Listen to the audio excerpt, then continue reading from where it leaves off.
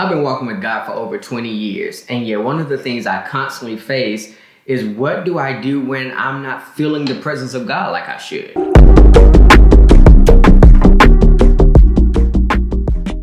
Hey y'all, it's Ricky again, and welcome back to the channel.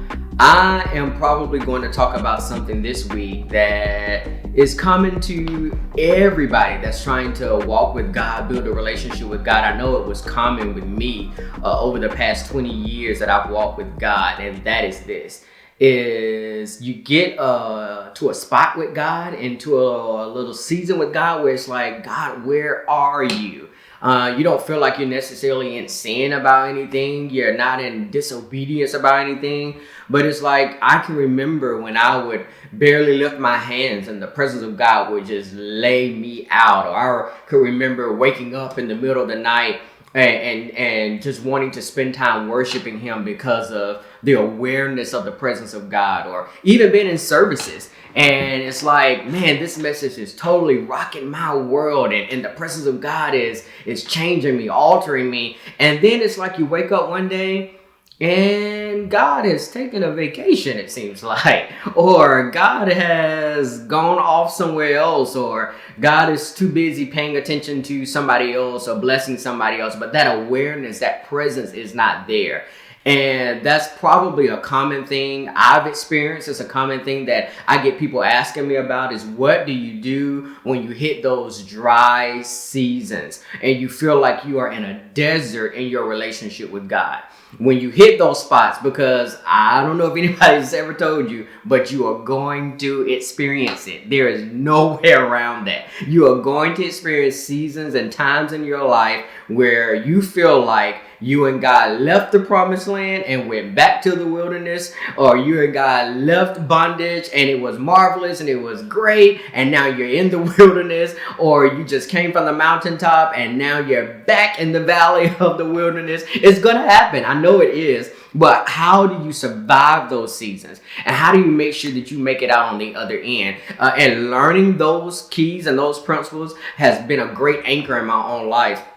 But there are just some fundamental things and basic things that you have to remember. And that is what I kind of just want to share with you guys this week is when you hit the desert, you've got to remember that number one, you've got to hold on to the fact that your feelings are not a testament to where God is. God's location, God has a GPS system on Himself, but His GPS system is not connected to what you feel. It's not connected to what's going on in your emotions. It's not connected to even your level of awareness, because it's very possible for you to be walking with God and not have an awareness of His presence, and yet for Him to be right where you need Him to be. It was one of the things that I had to grab a hold of, that when I got in prayer and I prayed in tongues and I worshiped and I laid on my face and I cried out to God and I didn't feel Him, I had to make sure that my heart was anchored in a place of truth, that God, I don't feel you in this room. I don't feel you anywhere around me. I don't know what's going on, but I do believe that the Lord is present with me. One of the beautiful things that I think God does in the Gospels is that when He decides to come to the planet, one of the things that He prophesies about His entrance into the planet is that He will be known as Emmanuel.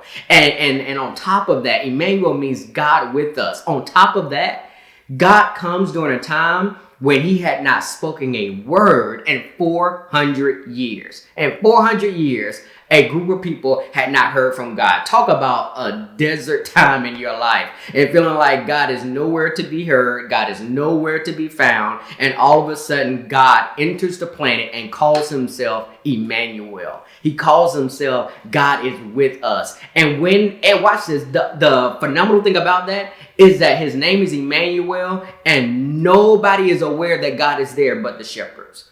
Nobody is aware that God is anywhere to be found but some wise men that are traveling on the opposite side of the country. Nobody has this awareness, and yet God is announcing from heaven, I'm with you. I'm with you. I know you can't hear me. I know you can't feel me. I know you don't know what I'm doing. I know you don't know what I'm orchestrating, but I am announcing to you that I am Emmanuel. And the beautiful thing about that is that probably in your desert seasons and probably in your dry spells is when God is introducing something fresh and new in your life. Think about it. When the Israelites were in the wilderness in dry seasons, that was one of the most monumental times of that nation. They were getting ready to enter the land of promise that God had prophesied about 400 years ago. When you get to the New Testament and you get into Matthew and God enters the planet as Emmanuel, and he's been silent for, again, that magical number, 400 years again. And now God is announcing, I'm with you. And after that announcement, what is happening is God is opening up an entire new season for his people. I think it's important, and it should be almost encouraging to you that when you hit dry seasons and dry spots with God, know that it probably is a dry season and you're probably in the desert because God is getting ready to announce a new season. And whenever, even when you're watching a play or you're watching something, whenever the scene or the stage is getting ready to change, everything goes black. There's nothing much going on. You're sitting on the edge of your seat in anticipation, and yet you have no clue. You don't see anything. You don't feel anything. Why? Because the stage is changing. And one of the things you need to do when you're in those dry seasons and dry spots and desert areas with God is remember Emmanuel. And remember that because he's Emmanuel, the stage is about to change. One of the things you have to commit to, though, when you're in those desert moments is continue to do the things you've always done when building your relationship with God. And realize that you do that to get to know God. You don't do those things to feel better. For instance, I don't read the Bible necessarily to make me feel good. I read it to get to know God. So that even when I'm reading it and I'm not feeling better, it doesn't matter, because the purpose of my reading was to get to know him. And if that is my purpose, it doesn't matter what I feel. Even when it comes to prayer, when it comes to worship, when it comes to fasting, when it comes to going to church, I'm doing all of those things not to have something to check off on my Christian to-do list for the week. I'm doing it because I want to know him. And I can know him when I feel him, and I can know him when I don't feel him, because God is Emmanuel. He is with us. Remember when you go in the scriptures, John the Baptist was the prophet kind of leading the way in front of Jesus, and he was making announcements and declarations. And when things weren't going the way that John the Baptist thought they should be going, John the Baptist hit a desert season. He hit a dry moment, and he felt like, I know I'm doing what God has told me to do. I know I'm saying what God has told me to say, and I know things are happening around me, but now I think something else should be happening. Now I think something else should be breaking forth in my life. And now I'm not feeling that same presence. I'm not seeing the heavens open anymore. I'm not seeing doves come out of the heaven and sit on anybody anymore. So I need to go back to Jesus. This is what John the Baptist said. I need to go back to Jesus, and I want to know, is this thing real? Am I doing this right? Did I get it right? Did I pass the last test? Did I connect with the right people? Did you really send me to this place? Did you really tell me to hook up with this individual?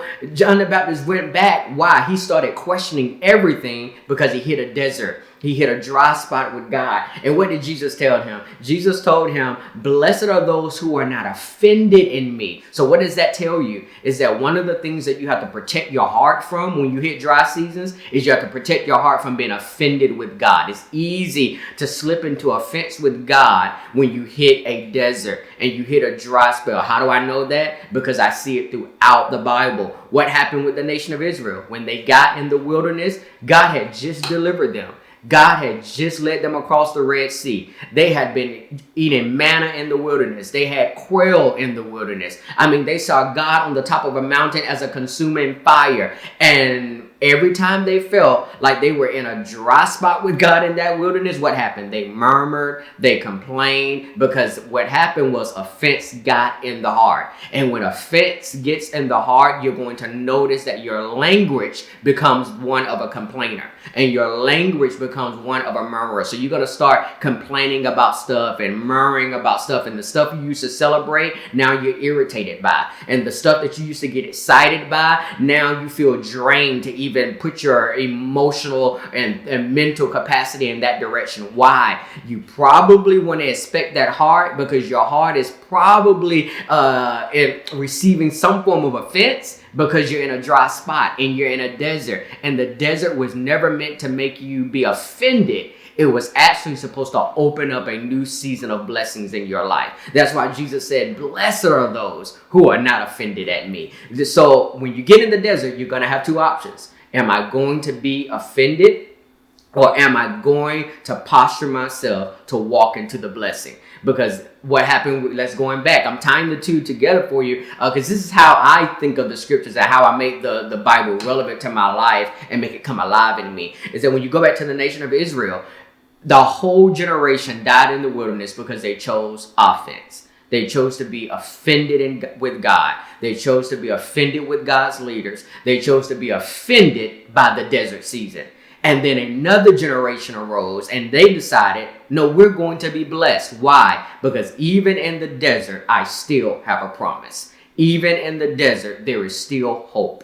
Even in the desert, I still have a prophecy. And as long as I have hope, as long as I have a prophecy, as long as I have in front of me and within me what God said, the desert is not the end. It's only a change of seasons. So be encouraged. The dry season didn't come to kill you. It didn't come to wear you down. It did not come to drain you. What it did do is that it has come to show you there's a new season ahead of you. There's a blessing waiting for you. There is a changing of the stage that is getting ready to happen for your life. You just got to let patience have a perfect work.